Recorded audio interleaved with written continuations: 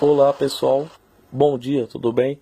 Voltamos aqui com a nossa aula sobre eletromagnetismo, só que agora vamos falar sobre eletromagnetismo na Terra, tá?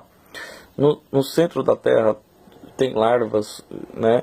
E essas larvas, elas são agitadas aqui dentro, tá? Devido ao calor do Sol, que exerce a, a força eletromagnética do Sol, né? Que é o calor, que são fótons, né, são ondas eletromagnéticas que agem na Terra, que fazem esse centro da Terra ficar aquecido, tá?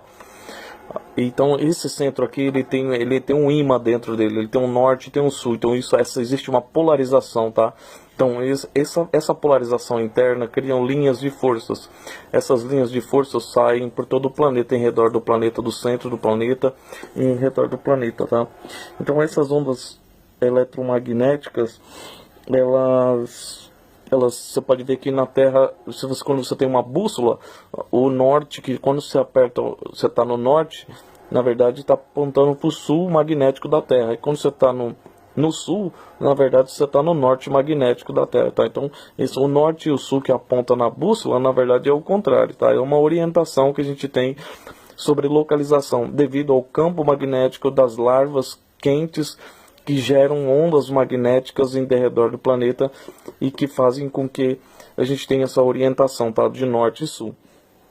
Outra coisa também interessante é que quando você está em cima da linha do Equador, por exemplo, se você abrir, por exemplo, a torneira, você vai ver que no ralo a água vai correr livre, ela não vai ter aquele giro. Não sei se você já observou, quando você abre a torneira, quando a água está escorrendo pelo ralo, a água desce girando, tá? Então, no nosso caso aqui, a água desce girando no sentido horário, tá? Então, é porque nós estamos numa determinada parte que gera um campo eletromagnético que faz com que as partículas girem no sentido do campo magnético que a gente está.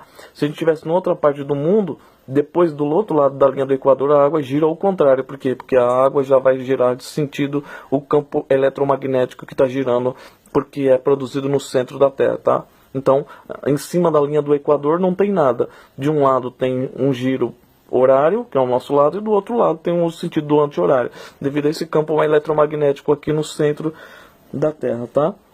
E outra coisa é que sobre força gravitacional, tá?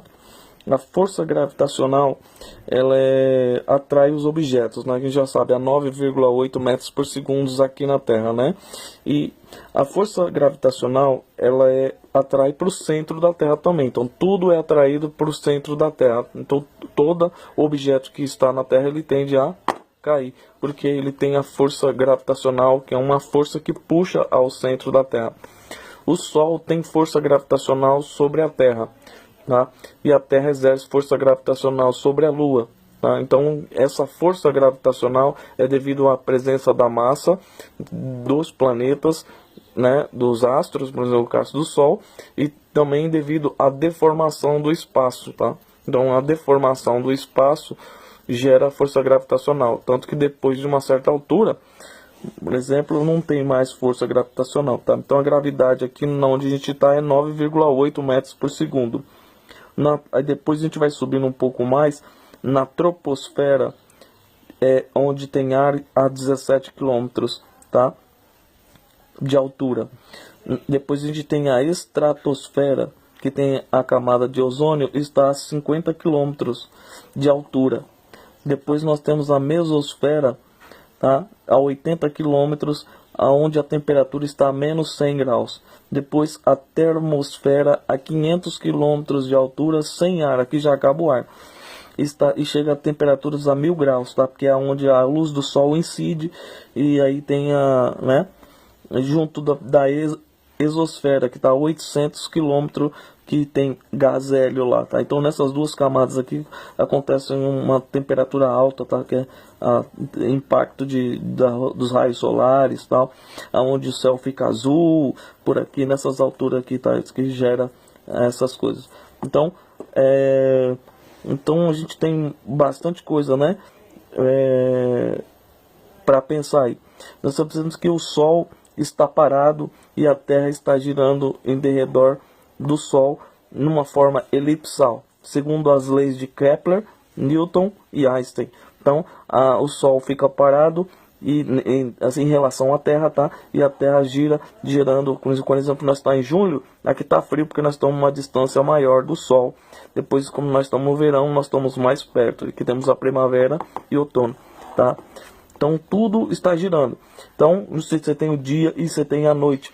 Quando você está olhando de frente para o Sol, está dia. Quando a Terra gira, se torna noite, tá? Então, isso daqui, segundo as leis de Foucault, do pêndulo de Foucault, que solta um pêndulo numa determinada altura, e esse pêndulo ele começa a bater de um lado e para o outro, e depois ele começa a girar como que se fosse um relógio, tá? E isso daqui vai girando, marcando as horas, vai marcando também o sentido de giro, tá? Que gera um giro devido ao planeta estar girando, tá? Isso aqui foi feito com um pêndulo de bola de metal, que funciona até hoje, é o experimento do próprio Foucault, mas isso aqui também já foi feito com uma pedra, por exemplo, e acontece o mesmo fenômeno, porque dizem que a bola tem magnetismo e faz com que ela fique girando por causa disso, mas isso aqui já foi feito com pedra também, comprovando que o experimento de Foucault mostra que há uma inércia, um giro, tá? Mostrando que a Terra está girando. Então, a força nuclear forte, ela é o gluon, ele tem intensidade 1 e ao alcance dela é de 10 a 15 metros. O fóton é a força eletromagnética, né, que no caso de 10, intensidade de 10 a 2 e infinito alcance. O bóson é a força nuclear fraca, de 10 a 5 intensidade e de 10 a 15 metros o alcance. A gravidade, força gravitacional, não se sabe qual é a partícula que faz com que faça ter força gravitacional. A intensidade de 10 até 40 e o alcance dele é infinito, tá? Tem um alcance infinito. Então,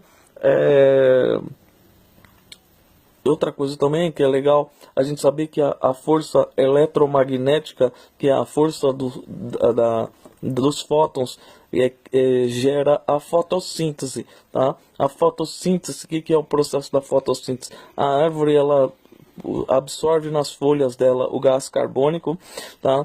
Junto com a luz solar, e cria fotossíntese junto com os alimentos, né? E depois ela solta o oxigênio pra gente, né? Sol e gases, e mais gás carbônico, né? Mais o gás carbônico, né? E solta o oxigênio pra gente. Então a luz do sol, ela é importante para ter as plantas, né? E a gente respira o gás carbônico, as plantas recebem também o gás carbônico, por isso que tem que ter planta, por isso que tem que ter, para poder ter a limpeza do ar, tá? Para ter o oxigênio, a planta libera o oxigênio, absorve o gás carbônico, solta o oxigênio. Isso se chama fotossíntese, tá? Então, que mais? Outra coisa também é que o Sol, ele tem um ciclo de 11 anos. O Sol troca de polos. Então, no Sol, o Sol não tem só um polo norte e um polo sul, que nem a Terra, que troca de polos. Já está 700 mil anos sem trocar de polos. Já passou do prazo de validade. Já isso aqui troca, tá? Inclusive, tá até a camada de ozônio, tá? O campo eletromagnético da Terra, ele protege a Terra do campo eletromagnético, das ondas eletromagnéticas do Sol. Então, ele repele uma parte do céu, fica azul, e outra parte absorvida, tá? Passando pelo nosso filtro aqui, que são várias camadas, né? Que a gente já leu aqui, né? A troposfera, estratosfera, mesosfera, termosfera e exosfera, tá? Tudo isso aqui é um filtro. Quando a luz do sol vem, ela é freada, ela é filtrada para a gente poder ter vida aqui no planeta. Então, o sol, ele tem um ciclo de 11 anos, tá? Ele troca os polos magnéticos dele. Esses polos magnéticos, na troca desses polos magnéticos de 11 em 11 anos, gera os ventos solares. Esses ventos solares são a liberação dessas partículas, né, devido à troca dos polos. Quando o Sol troca as polaridades de norte para sul, de sul para norte, quando acontece essa troca aqui, essa bagunça toda no Sol, ele libera partículas. Essas partículas geram a aurora boreal, né? Uns fenômenos que acontecem que o Sol fica meio colorido, meio, né, distorcido, porque são essas partículas que estão chegando na Terra junto com a luz do Sol, né? Então não é igual o arco-íris, tá? O arco-íris já é a difração, né? A refração da luz, ela separa as cores, tá? É a luz branca em várias cores. Então, isso é o arco-íris, tá? Agora, a áurea boreal é outra coisa, já é as partículas que são liberadas do Sol, quando tem liberação de partículas através dos ventos solares, através da troca dos polos de 11 em 11 anos. Acho que é o ano que vem agora que já tem troca de polos do Sol. Tá? Então o Sol vai trocar os polos, vai soltar vento solar para todo lado aí. Então, através disso nós podemos ter uma visão melhor, né, do funcionamento, né, das estações do ano, das forças nuclear, na força nuclear fraca, eletromagnética, gravitacional, né?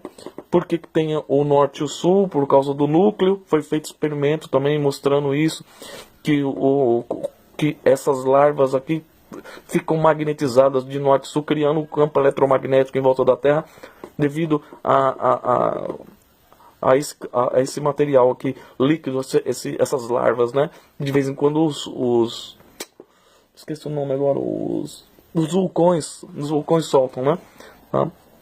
Então a gente tem que partir pelos princípios daquilo que a gente consegue ver, né? Por exemplo, eu já consegui ver um satélite a olho nu, tá? Já consegui ver, por exemplo, a gente consegue ver que o avião, por exemplo, ele está voando, e ele tem um peso mais ou menos de 300 vacas, vamos dizer assim, né? É muito pesado mesmo, e está voando. Tem gente que não acredita que existe satélite, tá?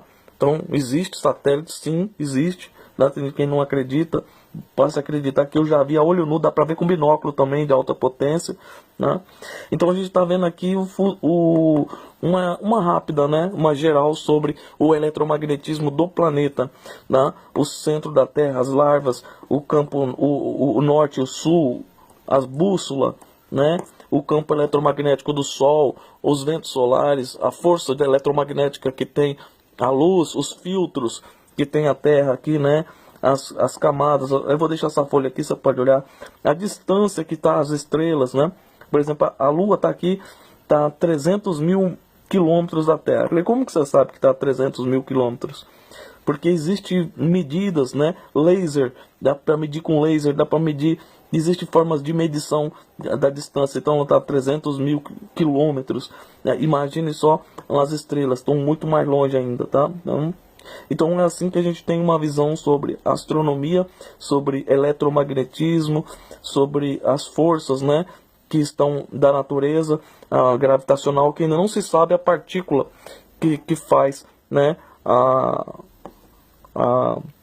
essa atração entre a Terra, as marés, tá? Então o ciclo das marés também tem a ver com a força da gravitacional da Terra e a Lua, que uma gera a atração e repulsão umas às outras, e essa atração e repulsão puxa a maré para fora, ou quando a Lua muda de posição, ela repele, a maré volta, tá? Isso é força gravitacional que é exercida do planeta Terra com a Lua, e da Lua para a Terra. A Lua gera força gravitacional na Terra, a Terra gera na Lua, o Sol gera na Terra, a Terra gera no Sol. Mas independente da Terra seja menor do que o Sol e a Lua menor do que a Terra, mesmo assim existe uma pequena força gravitacional que une o Sol e a Terra e a Lua, e faz com que as coisas fiquem juntas, tá bom? Então acho que deu para ter uma noção aqui, né, sobre a linha do Equador, sobre o giro da água num ralo, que dá para ver que há um sentido de giro, né, que existe uma força, né, eletromagnética que está exercendo sobre as partículas, tá bom? O pêndulo de Foucault também mostra isso, que há um certo giro, tá? As estações do ano mostram também que existem tempos mais frios, mais quentes, né? O que o Sol fica mais fraco, né? Vamos dizer assim, você sente que o Sol está mais fraco, são as estações do ano, tá? E as forças eletromagnéticas, né, que são do Sol, né? Então é isso aí, pessoal. Acho que como que é feita a